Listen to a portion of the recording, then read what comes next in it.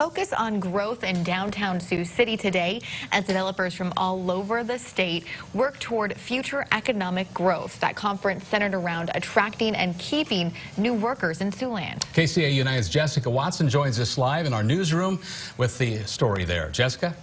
Tim, this economic development conference was centered around keeping young people in Iowa. So I ended up heading down to Morningside College and talking to about a dozen students, and only half of them said they want to settle in Iowa. And that's the exact number that local officials are looking to change.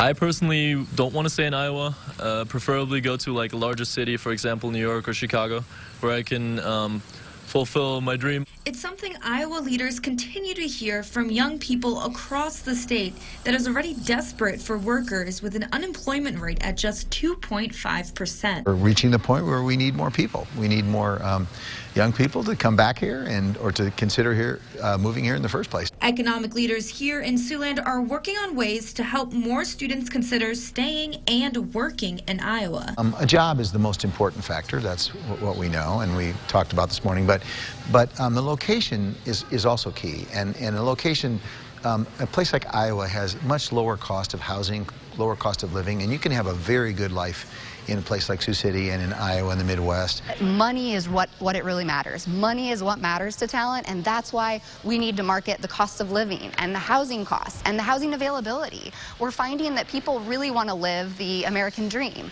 Several Siouxland students agree with the right opportunity they might choose to stay. If I would get a good job offer, I would maybe consider staying here. But plenty of others are already hoping to find their American dream in Siouxland.